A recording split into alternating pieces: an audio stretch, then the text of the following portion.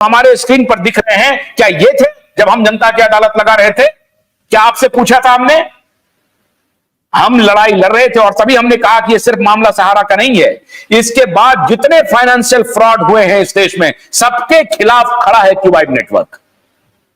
जितने financial fraud हो रहे हैं, चाहे वो एपीसीएल हो, चाहे वो शारदा चीट फंड हो, जितने भी है, मैं आप सभी निवेशकों से भी यह आग्रह कर रहा हूं कि अगर हमारे सहारा के निवेशक कहीं एपीसीएल में फंसे हुए हैं या शारदा में फंसे हुए हैं या किसी और में फंसे हुए हैं, आप हमें अपना सारा डिटेल भेजिए, मैं आपके साथ खड़ा हूं।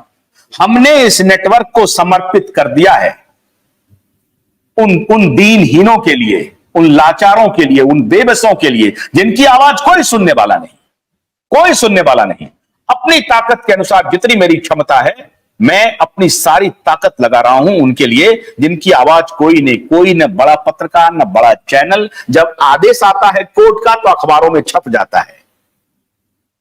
अखबारों में वही छपता है जो बिकने के लिए बनता है। अगर बिकने वाला चीज है तो छपेगा, बिकने वाला माल नहीं है तो छपेगा नहीं।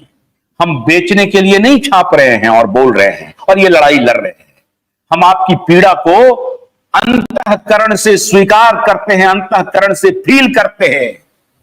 हम ये सोच सकते हैं कि आप कैसे, आपके बूढ़े मां बाप, आपकी बहन की शादी नहीं हो रही होगी, आपके बच्चों की पढ़ाई नहीं हो रही होगी, आपका इलाज नहीं हो रहा होगा। ये फील किया, तब ये साल भर से लगातार आपके साथ खड़े हैं, लड़ रहे हैं। कंटेंट बना के, माल कमा करके फिर भाग जाएंगे और कहेंगे वो नौशाद भाई किधर है? भाई भाई आओ, नौशाद कहां है? मैं आज आपकी बखिया उधेड़ूंगा। आइए। आपको पत्रकारों से मुलाकात नहीं हुई है, इसीलिए मैंने कहा जो घर फूको आपनो, चलो हमारे साथ। जो अपना घर फूकने की हैसियत रखता है वही मेरे साथ खड़ा होगा, वरना जाओ बड़े पत्रकार के पास, दलाली करो उसके साथ। दलाली के लिए हमने यह ऑर्गेनाइजेशन खोला नहीं है। मेरा आपसे यह कहना है साहब कि यह लड़ाई अभी अधूरी है। अधूरी इसलिए क्योंकि अभी तो सेबी पैसा लेगी। बड़े वकीलों को मिला, रोड मैप लेकर के गए थे, उस रोड मैप से अच्छी बात है। मैंने बार बार यह कहा है कि मैं कभी सहारा बंद हो जाए या सहारा का नुकसान हो जाए, ऐसी मेरी कभी धारणा नहीं, आपने कभी देखी नहीं होगी। कभी मैं सोचता नहीं हूं, ऐसा कभी नहीं सोचता हूं। मैं सिर्फ यह सोचता हूं कि सहारा किस लिए सहारा कंपनी है? इसलिए कि ये जो लाखों करोड़ों निवेशक है ना, वही उनकी सबसे बड़ी पूंजी है। सबसे बड़ा कैपिटल अगर सहारा का है ना, तो ये लाखों करोड़ों लोग हैं। इसके अलावा कुछ नहीं है सहारा। तो सहारा अपने इन लाखों करोड़ों लोगों को जब तक उनके साथ खड़ा है तब सहारा है। अगर उनका साथ छूटेगा तो फिर सहारा नहीं है। इस बात को समझिए, क्योंकि सहारा कोई अगरबत्ती नहीं बनाती थी, सहारा कोई कार नहीं बनाती थी। सहारा फाइनेंशियल ट्रांजैक्शन, फाइनेंशियल ट्रेडिंग उसके व्यवसाय में थी। पैसे लेती थी, पैसे मार्केट में बनाती थी, पैसे लौटाती थी। और उसके बाद ठीक है, क्वांटम जंप लेना चाहते थे, सहारा सिटी होम्स लेकर के आए, क्यू शॉप भी लेके आए, फेल हो गया, वो अलग विषय है। लेकिन अपने तय सहारा ने कोशिश की होगी कि हम अच्छा बिजनेस करें, रिटर्न कमाएं और लोगों को पैसा वापस करें। मैं उनके नियत पर संदेह नहीं कर रहा हूं, लेकिन ज्यादातर लोग मेरी तरह से नहीं सोचते हैं। अधिकतर लोग सोचते हैं कि आपकी नियत में ही खोट थी, और अगर आपकी नियत में खोट नहीं होती तो ये इतना लंबा केस नहीं चलता।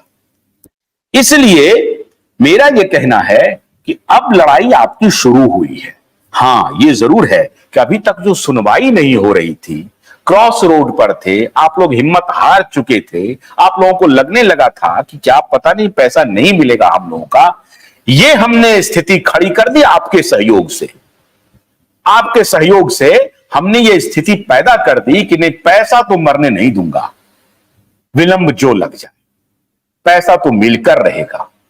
और आपको हैरानी होगी, अब वही सहारा कंपनी कहती है कि 5,77,000 करोड़ का हमारा वैल्यूएशन तो अकेले एमबी वैली का है, और अगर मान लीजिए कि 3 लाख करोड़ की भी देनदारी है तो भी हम 2 गुना का है, हम धीरे धीरे बेच करके विथ इंटरेस्ट पैसा देंगे। कन्हैया उस दिन आकर के बोल रहे थे कि विथ इंटरेस्ट पैसा देंगे। तो कम से कम ये आस तो जगी है।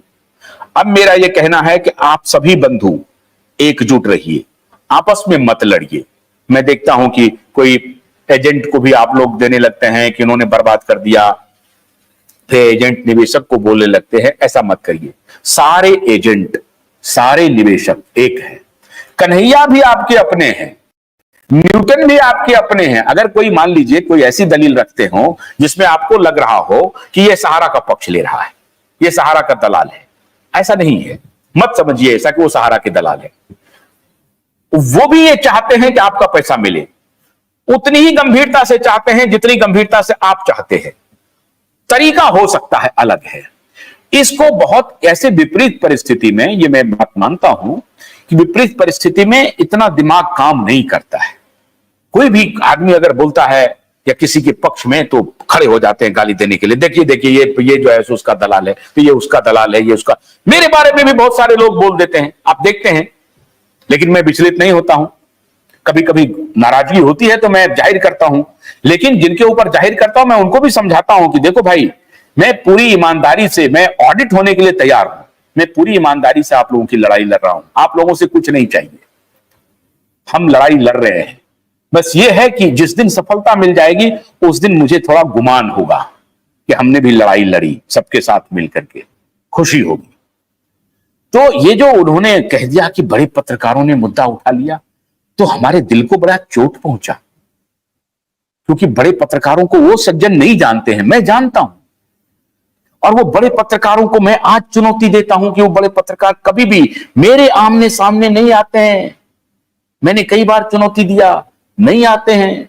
मेरे साथ आकर के थोड़ी चर्चा कर ले, नहीं करते हैं। दुनिया को करते हैं, मेरे साथ नहीं करते हैं। ध्यान रख लीजिए, जितने बड़े पत्रकार आप देखते हैं ना, मैं उनको बड़ी विनम्रता से चुनौती देता हूं कि कभी आमने सामने किसी भी मुद्दे पर आ जाओ और आपका कृतित्व आपने क्या किया, मेरा कृतित्व मैंने क्या किया, सबके सामने रखूंगा। टेलीविजन है, ये अखबार नहीं है जिसमें एक आर्टिकल लिख दिया और चला गया। जो कहा वो रिकॉर्ड है, सबके सामने है। अब साहब न्यूटन जी और जो नए लोग भी जुड़े हैं, आप सबका बहुत बहुत स्वागत है। अब आप लोगों से बातचीत शुरू करते हैं। कन्हैया कहां है? मैं चाहता हूं कन्हैया भी आए। नागेंद्र जी आज वहां गए हैं। नागेंद्र जी का संदेश आया था कि नागेंद्र जी आज किसी पॉलिटिकल लीडर से मिलने के लिए गया। अच्छी बात है, सबके ऊपर मिलना चाहिए, दबाव बनाना चाहिए। चहु दिशा से जब दबाव बनेगा ना, तब आपका काम होगा, चारों दिशा से। इसलिए आप ध्यान रखिए, हम अभी दूसरी तैयारी भी कर रहे हैं। पीआईएल लगे और ये सेबी को भी घेरा जाए और अदालत को भी घेरा जाए। आप देखिए, हम लोग वो नहीं है जो अदालत से डर जाएंगे। ये नो नो नो नो, हम तो अदालत पर भी सवाल उठा रहे हैं। सिटीजन कोर्ट ऑफ इंडिया ने यह सवाल उठाया कि अदालत की यह जिम्मेदारी है कि निवेशकों की पीड़ा सुन करके यथाशीघ्र निवेशकों का पैसा वापस किया जाए। क्यों नहीं किया? और खुलेआम दिल्ली में छाती पर चढ़ के मूंग दला है हमने, छाती पर चढ़ के। ये दिल्ली के दुर्योधन दरबार में हमने जनता की अदालत लगा दी। ये दुर्योधन दरबार में, मैं इसे दुर्योधन दरबार कहता हूं, तो दुर्योधन दरबार में हमने जनता की अदालत लगा दी और फिर लगा दूंगा। कुछ संसाधन की कमी की वजह से अभी मैं नहीं लगा पा रहा हूं। जिस दिन जैसे ही संसाधन की व्यवस्था होगी फिर लगाऊंगा। तो कहने का तात्पर्य यह है कि अदालत को भी मैं घेरने में ले रहा हूं और सेबी को भी घेरे में ले रहा हूं। और मैं माननीय न्यायाधीश से आग्रह करता हूं कि आपने कहा है ये बात कि अभी तो आप पैसा जमा कीजिए, पहला है पैसा लेना और फिर वापस करना। तो वापस करने का क्या रोड मैप है? इसके लिए पीआईएल है कि अगर अदालत ये चाह रही है कि हमने बोल दिया और हो गया मामला, तो इसके लिए पीआईएल है। तो इसलिए निवेशकों को बिल्कुल धैर्य से रहना चाहिए कि मैंने इसे अपना मिशन बनाया है कि आपको पैसा दिलवा के रहूंगा। अब आप लोग बोलिए साहब, आपको क्या लगता है? बोलिए, कौन बोलेंगे साहब? ये विजय महाराष्ट्र से बोल रहे हैं, विजय बारे। हाँ, बहुत बोलिए विजय भाई, बोलिए। महाराष्ट्र में आप कहां से हैं विजय भाई? जी जी जी, धन्यवाद। मेरी आवाज क्लियर है सर? मेरी आवाज आ रही है? बिल्कुल बहुत क्लियर है, बोलिए। बहुत बहुत धन्यवाद। सबसे पहले तो आशुतोष जी आपका मैं करबद्ध तरीके से धन्यवाद करता हूं कि पूरे हिंदुस्तान में अगर कोई व्यक्ति इस मैटर को उठाया और पब्लिकली इस पूरे श्रृंखला को आप लेके चल रहे हो। मैं कई दिनों से इसमें जुड़ रहा हूं, देख रहा हूं, आज मौका मिला मुझे बात करने का, तो इसके लिए आपको ग्रेट सैल्यूट है सबसे पहले। क्योंकि थैंक यू वेरी मच। आज तक सर बहुत सारे हिंदुस्तान में बड़े बड़े पत्रकार आए, कई न्यूज नेटवर्क है, कई सोशल मीडिया के प्लेटफॉर्म खड़े हुए, लेकिन किसी भी व्यक्ति के अंदर इस तरह की जज्बा नहीं आया कि एक पब्लिक मैटर को लेके वाद विवाद, कौन झूठा कौन खरा कौन सच्चा, इससे कोई मतलब नहीं है। लेकिन इस मुद्दे को उठाना और सुप्रीम कोर्ट चाहे हो या सेबी हो चाहे सहारा हो, इन सब बातों को लेके आप जिस बेबाकी के साथ है, उसके लिए मैं फिर से एक बार महाराष्ट्र से, नागपुर से, पूषद कार्यालय से आपको नमन वंदन करता हूं। मैं एक फ्रेंचाइजी प्रबंधक हूं। सबसे पहले तो मेरा नाम विजय शिवशंकर बारे, पूषद, डिस्ट्रिक्ट यवतमाल, जो पूरे हिंदुस्तान में फेमस है। आत्महत्याग्रस्त जो जिला होता है, डिस्ट्रिक्ट होता है, उस